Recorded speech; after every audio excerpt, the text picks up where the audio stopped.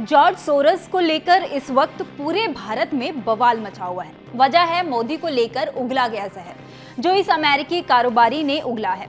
आपको बता दें कि एक दिन पहले ही जॉर्ज को लेकर बीजेपी से लेकर कांग्रेस तक हर किसी ने हमला बोला था। अब जॉर्ज को विदेश मंत्री एस जयशंकर ने भी आड़े हाथों लिया है। विदेश मंत्री ने भारत के लोकतंत्र और पीएम मोदी के अडानी से संबंधों वाले बयान को लेकर सोरस को धो डाला है। जी हाँ, विदेश मंत्री ने कहा है कि सोरस बूढ़े, अमीर, मतलबी और खतरनाक है। सोरस को लगता है कि उनके पास दौलत है तो दुनिया उनकी सोच के मुताबिक ही चलनी चाहिए। भारतीय विदेश मंत्री यही नहीं रुकते, वो कहते हैं कि जॉर्ज सोरस कहानियां बनाने में माहिर है। वो झूठी कहानियां बनाकर और सुनाकर लोगों के आकर्षण का केंद्र बनते हैं। सोरस अमेरिका में बैठे सोचते हैं और वहां से वो दुनिया को अपने मुताबिक चलाना चाहते हैं। उनके झूठे बयानों से कई बार लोकतंत्र को नुकसान भी हुआ है। कई सरकारें अस्थिर होकर गिरी हैं। ऐसे में इस बिगडेल अमीर के बेतुके बयान काफी खतरनाक भी साबित हो सकते हैं। साथ ही कहा कि जॉर्ज सोरस को महज बूढ़ा, अमीर और राय रखने वाला कहकर रोका जा सकता है, लेकिन इन सब के साथ साथ वो बहुत ही खतरनाक भी है।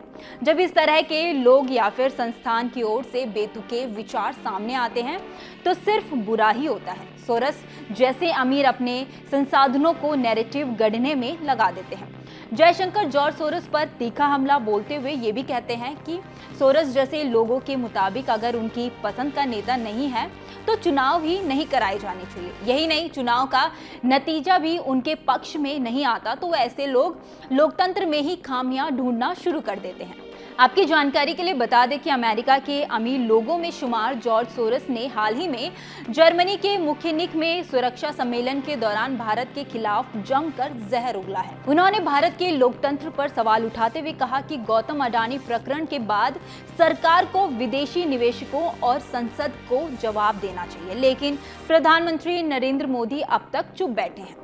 सोरस ने यह भी कहा कि पीएम मोदी के इस कदम से उनकी सरकार में पकड़ कमजोर होगी। भारत में लोकतांत्रिक प्रक्रिया का पुनरुत्थान होने की उम्मीद भी है। साथ ही पीएम मोदी के रवैये पर भी सवाल उठाया। सोरस ने कहा कि भारत क्वाड का सदस्य है, अमेरिका, जापान, ऑस्ट्रेलिया उसके साथ है, लेकिन भारत अब भी रूस से भारी छूट के साथ हथियार खरीद रहा है। मुनाफा कमाने के लिए ये तरीका ठीक नहीं है। आपको क्या लगता है इस पूरे मामले पर? आप हमें कमेंट बॉक्स में जरूर बताइए। वीडियो अगर पसंद आई हो तो वीडियो को लाइक और शेयर करना ना भूलें। देखते रहिए न्यूज़ नेशन का डिजिटल प्लेटफॉर्म। धन्यवाद।